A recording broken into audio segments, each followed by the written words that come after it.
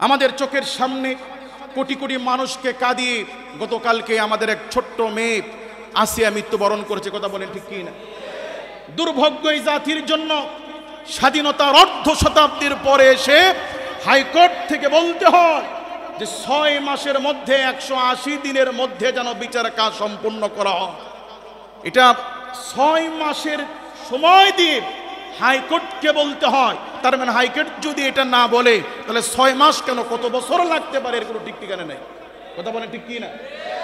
দেশের স্পর্শকাতর সকল মানুষ যেই ঘটনায় হৃদয় বিদারক মানুষের ভিতরে মায়ার সৃষ্টি হয়েছে, ক্ষত রক্তক্ষরণ হচ্ছে, এমন একটি স্পর্শকাতর ঘটনায় যার সাক্ষী, যার অপরাধ সব আদালতের কবজায়, এরপরেও এই বিচার কাজ সম্পন্ন করতে রাষ্ট্র কর্তৃক হাইকোর্ট যদি 180 দিনের 6 মাসের সময় দেয়, তাহলে বাকি অন্য ঘটনার যেগুলো সন্দেহাতীতভাবে প্রমাণিত, যেগুলোর ধর্ষকরা গ্রেফতার হয় নাই, এই সমস্ত মামলার, ধর্ষণের মামলার বিচার হতে কত যুগ লাগতে পারে। কথা বলেন ঠিক কি না?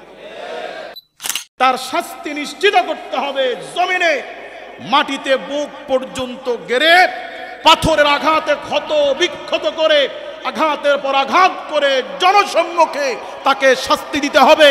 তার চিৎকারের আওয়াজ, তার গগনবিধি ভয়ানক দৃশ্য দেখে গোটা জাতির ভিতরে যেন ভয়ের ত্রাস সৃষ্টি হয়, অদূর ভবিষ্যতে কেউ যেন জিনার চিন্তা জমিনে না করতে পারে।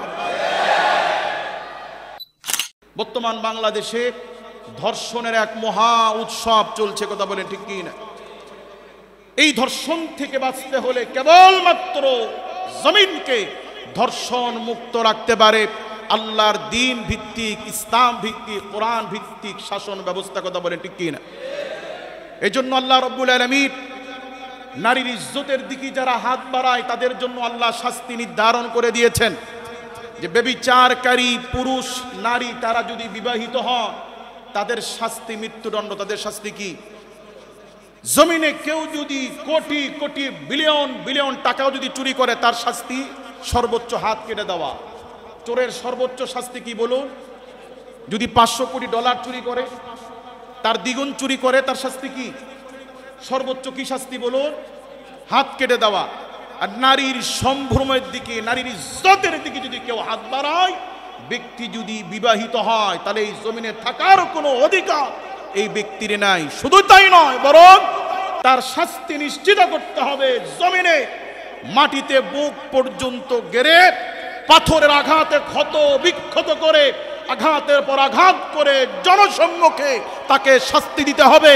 তার চিৎকারের আওয়াজ, তার গগনবিধি ভয়ানক দৃশ্য দেখে গোটা জাতির ভিতরে যেন ভয়ের ত্রাস সৃষ্টি হয়, অদূর ভবিষ্যতে কেউ যেন জিনার চিন্তা জমিনে না করতে পারে। আমাদের চোখের সামনে কোটি কোটি মানুষকে কাঁদিয়ে গতকালকে আমাদের এক ছোট্ট মেয়ে আসিয়া মৃত্যুবরণ করেছে। কথা বলেন ঠিক কি না?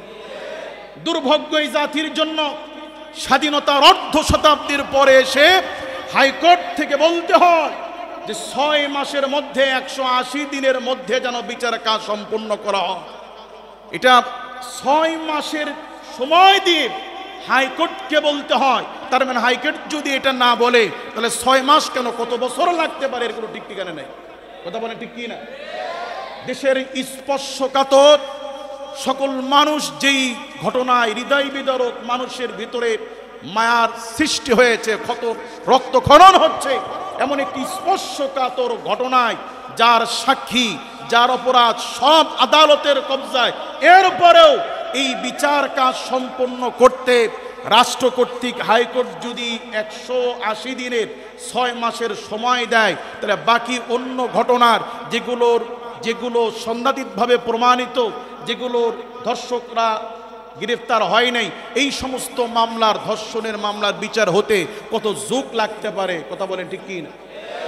মুআজ্জাজ হাজিরিন, এখন মানুষ সবাই চাচ্ছে ধর্ষকের শাস্তি মৃত্যুদণ্ড। এই ধর্ষকের শাস্তি শুধু তো মৃত্যুদণ্ড নয়। এই যে আসিয়াকে হত্যা করা হয়েছে, ইসলামের বিধান হচ্ছে হত্যার বদলা হত্যা। হত্যার বদলা কি? হত্যাকারীর শাস্তি বেতেরাঘাত নয়, হত্যাকারীর শাস্তি যাবজ্জীবন নয়, হত্যা হত্যাকারীর শাস্তি হচ্ছে মৃত্যুদণ্ড।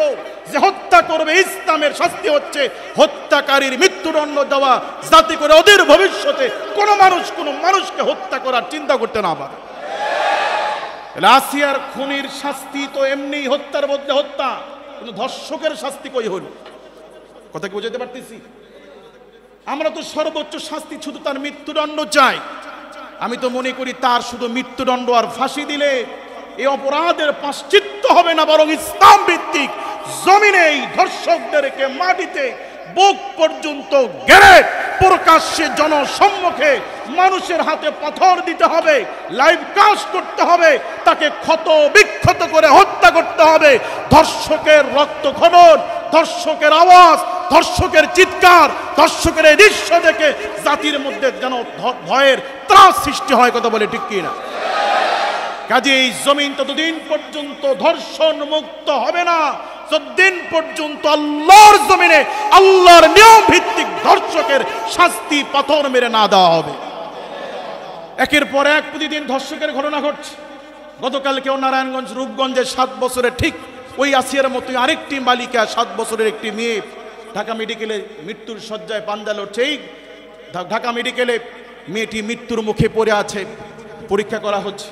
মুআজ্জাজ হাজিরিন, তাহলে এই যে ঘটনা ঘটছে একের পর এক ধর্ষকের, গতকালকে সবার দৃষ্টি ছিল মিডিয়ার দিকে, আসিকে কেন্দ্র করে। এরপরও কোন সাহসে এই পৃথিবীর একটা মানুষ গতকালকে রমাদান মাস জুমার রজনী গতকালকে ধর্ষিত হয়েছে 7 বছর আরেকটি কন্যা আমাদের নারায়ণগঞ্জ রূপগঞ্জে রূপসীতে। তাহলে আইন আছে, পুলিশ আছে, সব থাকা সত্ত্বেও শুধুমাত্র ইসলাম ভিত্তিক ধর্ষকের শাস্তি আমরা নিশ্চিত করতে পারি নাই বলেই জমিনে ধর্ষণ কমছে না, বরং বাড়ছে। কথা বলে ঠিক কি? আমাদের দেশে প্রতি বছর লাখের উপরে মেয়েরা ধর্ষিত হয়। কথা বলেন ঠিক কি না? বিগত এই 50 বছরে কয়জন ধর্ষকের মৃত্যুদণ্ড হয়েছে? ধর্ষিত নারীর সংখ্যা যদি হয় 1 লক্ষ, ধর্ষকের সংখ্যা প্রায় 10 লক্ষের বেশি। কথা বলেন ঠিক কি না? কোরআন ভিত্তিক ধর্ষকের শাস্তি নাই বলে আমি গত কয়েক মাস আগেও দেখেছি এক ধর্ষিতা নারীর, ধর্ষণকারী পুরুষকে আদালত জামিন দিয়েছে, ধর্ষিতা নারী আদালতের সামনে মাটিতে গড়াগড়ি করে কাঁদছে। এই হচ্ছে দেশের বিচার ব্যবস্থাপনা, এই হচ্ছে মানব পরিচিত আইনের বিচারের ব্যবস্থা। কাজে ধর্ষণ মুক্ত সমাজ গড়তে হলে কোরআন ভিত্তিক শাসনের কোনো বিকল্প নাই। কথা বলে ঠিক কি না? আমরা এই জুমার মসজিদ থেকে দোয়া করি, আল্লাহ পাক ছোট্ট আসিয়াকে হযরত আসিয়া আলাইহিস সালামের সাথে জান্নাতের আলা মাকাম নসিব করুন। সেই সাথে আমরা রমাদানুল মুবারকের দ্বিতীয় জুমায় আমরা সরকারের কাছে উদারত আহ্বান জানাই যে আল্লাহর জমিন কোরআন ভিত্তিক শাসিত করে ধর্ষকের শাস্তি ইসলাম অনুযায়ী দেওয়া হোক।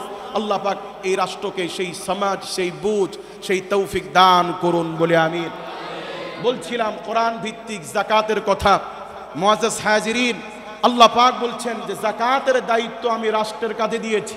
কার কাঁধে?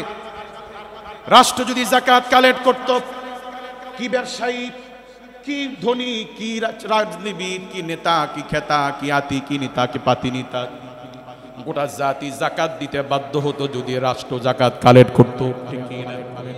হযরত আবু বকর রাদিয়াল্লাহু তাআলা আনহু, যার ব্যাপারে আল্লাহ তাআলা রাসূল বলেছেন আফদালুন নাস বাদাল আম্বিয়া, নবীদের পরে পৃথিবীর শ্রেষ্ঠ মানুষ হচ্ছে আমার সাহাবী আবু বকর। বলুন তো নবীদের পরে পৃথিবীর সর্বশ্রেষ্ঠ মানুষ, তার নাম কি? নবী বলছেন আরহামু উম্মতি বি উম্মতি আবু বকর, আমার সমস্ত উম্মতের মধ্যে বিনয়ী, দয়াবান, কোমল, মায়াবী ব্যক্তি হচ্ছেন আমার সাহাবী আবু বকর। সুবহানাল্লাহ বলেন। কোটি কোটি উম্মতের ভিড়ে আল্লাহর নবীর সমস্ত উম্মতের মধ্যে বিনয়ী কোমল মানুষটি হযরত আবু বকর রাদিয়াল্লাহু তাআলা আনহু। সেই মানুষটি যখন আল্লাহর জমিনে ইসলামী খেলাফতের যখন দায়িত্ব নিলেন, রাষ্ট্রের যখন খলিফার দায়িত্ব নিলেন, ঘোষণা করলেন আল্লাহর জমিনে কোন মুমিনের যাকাত ফরজ হওয়ার পরে একটা উট বাঁধার জন্য যতটুকু রশি লাগে ততটুকু পরিমাণ যাকাত ফরজ হওয়ার পরে কোন মুমিন যদি যাকাত না দেয়, আমি আবু বকর ওই মুমিনের বিরুদ্ধে আল্লাহর জমিনে আমি জিহাদ ঘোষণা করছি। আল্লাহর জমিনে থাকব, মুসলমান পরিচয় দিব, মৃত্যুর পরে মুসলমান হিসাবে কাফনের কাফর পরব, মুসলমানের কবরস্থানে ঘুমাবা, জানাজার নামাজ দিবা, যাকাত দিবা না, হতে পারে না। আল্লাহর জমিনে থাকতে হলে যাকাত দিয়েই তোমাকে থাকতে হবে। গত 1 বছর আগের রিপোর্ট অনুযায়ী, আপনারা অনলাইনে সার্চ করলে পাবেন, গত বছরের রিপোর্ট অনুযায়ী শুধু বাংলাদেশের ব্যাংকের কোটিপতির সংখ্যা 1,14,000-এর বেশি। এটা 1 বছর আগের। গতকালকে একটা রিপোর্ট বের হয়েছে, গতকালকে, যে বিগত এই 3 মাসে বাংলাদেশে ব্যাংকে কোটিপতির সংখ্যা বেড়েছে 5,000-এর অধিক। কয় মাসে? এটা গতকালকের রিপোর্ট, যে বাংলাদেশে ব্যাংকে এই বিগত 3 মাসে কোটিপতির সংখ্যা বেড়েছে 5,000। আর গত বছরের রিপোর্ট অনুযায়ী বাংলাদেশে শুধু ব্যাংকের অনুযায়ী, ব্যাংকে যে টাকা জমা রাখছে শিল্পপতি লাখপতিরা, সেই অনুপাতে বাংলাদেশে কোটিপতির সংখ্যা 1,14,000 গত বছরে। তাহলে এই 1 বছরে কমছে না বাড়ছে? এই শুধু ব্যাংকারদের থেকে অটোমেটিক ভাবে বাংলাদেশ ব্যাংক যদি শতকরা 2.5 টাকা হিসাবে, লাখে 2,500 টাকা, সেই হিসাবে একজন কোটিপতির 1 কোটি টাকার যাকাত আসতো 2.5 লক্ষ টাকা। কত টাকা? এই শিল্পনগরী গাজীপুর, শিল্পনগরী চট্টগ্রাম, শিল্পনগরী নারায়ণগঞ্জ, এই শিল্পনগরীতে যেই পরিমাণ শিল্পপতি আছে, কোটিপতি আছে, তাদের কাছ থেকে রাষ্ট্র যদি যথার্থভাবে যাকাত নিত, এদেশে গার্মেন্টস সেক্টরে শ্রমিক পাওয়া যাইত না কাজ করা, এদেশে ভিক্ষা করার মতো কোনো ফকির পাওয়া যাইত না, এদেশে হাত পাথার মতো কোনো লোক পাওয়া যাইত না। আল্লাহর দেওয়া যাকাত ভিত্তিক অর্থনীতিকে ঠেলে সুদ ভিত্তিক অর্থনীতিকে আমরা বানিয়েছি রাষ্ট্রের অর্থনীতির মূল ভিত্তি। যে কারণে এই জমিনে রাতারাতি কোটিপতির আঙ্গুল ফুলে কলা কাজ হচ্ছে, অন্যদিকে গরিবরা আরো নিঃস্ব হচ্ছে, ফকির হচ্ছে। কথা বলে ঠিক কিনা?